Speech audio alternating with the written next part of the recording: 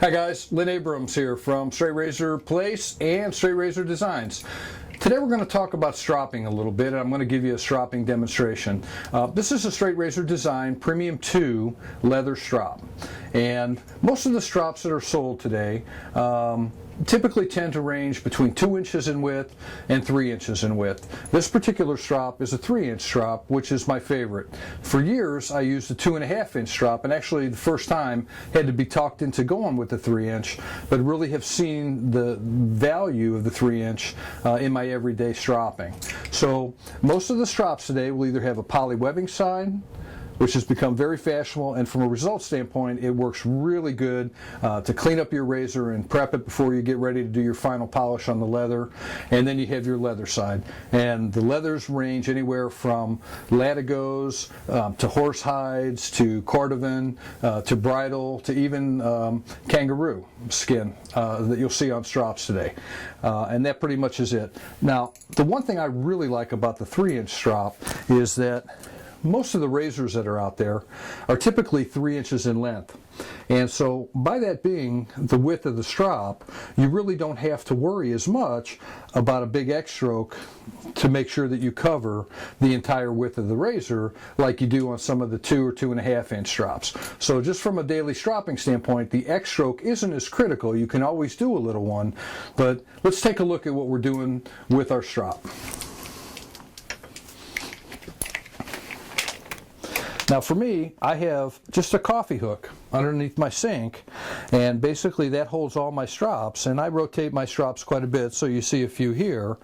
And so I start every day with just rubbing my palm back and forth on the strop until the palm starts to feel a little bit warm. And what this does is it really helps make the leather supple. If you've got a new strop, in just a few weeks it really will help to break it in and create the kind of draw that you want on it. Okay, and so that tends to work really well. So some strops don't have handles, some have metal hooks, some just have plain leather across the bottom. For me, the handles are easy to hold, and some people will let the second strop just lay down and just use the top one. For me, it's just as easy to hold both of them and flip it over from one side to the other, as they're typically all on swivels. So one thing that I would tell you, particularly as a new guy, hopefully don't pay attention to the movies. When you see people going back and forth, flipping the thing really quick, that's when you get into trouble, and that's when you cut strops. The other thing is you don't want to be so tentative when you're stropping a razor that you're actually jerky, or that you shove the blade back the other direction, because those things will put nicks in the strops. So think of this like anything else in straight razors. It's just something that you need to learn and practice the technique on. For me, number one, I hold the razor just in the palm of my hand like so. What this allows me to do is to pull the razor and simply turn it and flip it to go the other direction, for which I'll push. And that really is just the bottom line motion that you want. Now, if you notice here, I'm rolling the razor when I change directions on the spine itself, and then changing directions. If you roll it over the front, you're going to dull it, and you're going to cut your strop. And so when you hold your strop, you start off, you don't want to hold it so tight that you get an arm cramp, okay? All strops are going to have a little bit of give to them. It's the nature of the beast, and so you're not using a lot of pressure. Just a very light pressure will work fine for you, and you can see that the leather will continue to bow a little bit as you go both ways. The most important thing, though, is to keep both the spine and the edge in contact with the strop at all time, and develop just a nice, mellow, even stroke. Okay, so from a daily standpoint, a lot of guys do use the poly webbing to start off. It's got a zing to it, it has a funny sound, and so some guys will use the cotton because it has less that sound. But let's take a look at that. Most people will do between 10 to 20 strokes on the poly webbing, and just coming back and forth. And hear that little zing sound. And I'm not putting much pressure on it. And I'm rolling it on the spine. You can start off slower if you'd like. What you don't want to do is this. Okay, now I could probably get away with that, but at some point I'm probably going to nick up a strop myself, but it's something you would really want to build up to. So, you know, we talk about the pleasure of shaving, it's relaxing. I find if you just take a nice mellow stroke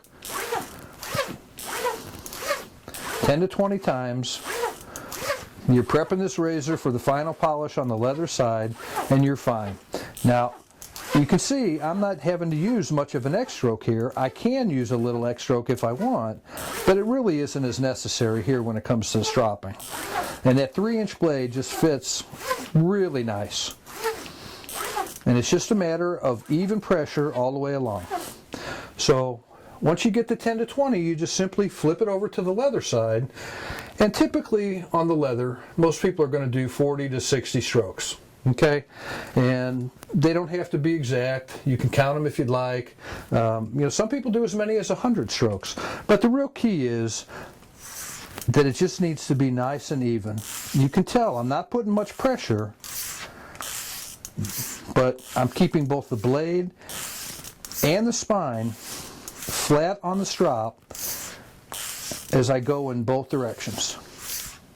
You don't want to create so much pressure coming down that in essence you lift up on the blade. A lot of guys will actually dull a blade because they're using too much pressure and they're using too much speed, and when they lift up like that, that's going to round off that edge in very, very short order. So again, it's just really basically just back and forth.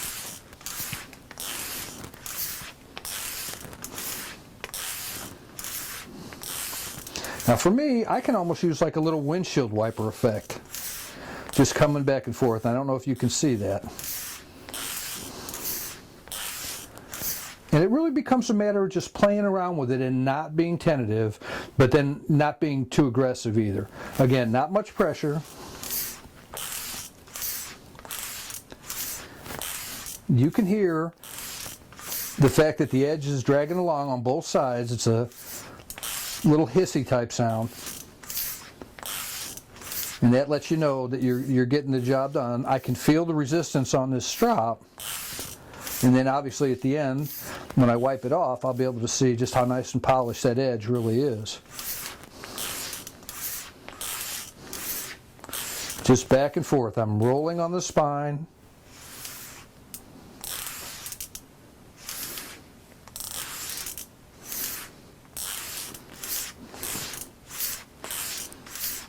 And eventually you'll build up to just a nice little rhythm.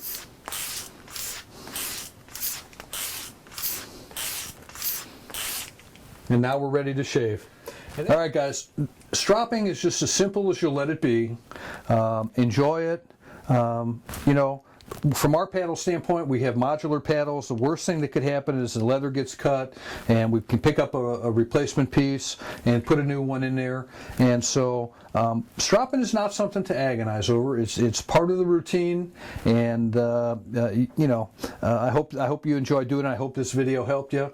And at the end of the day, I would say, if you have any questions, give me a call anytime, and happy shaving, guys.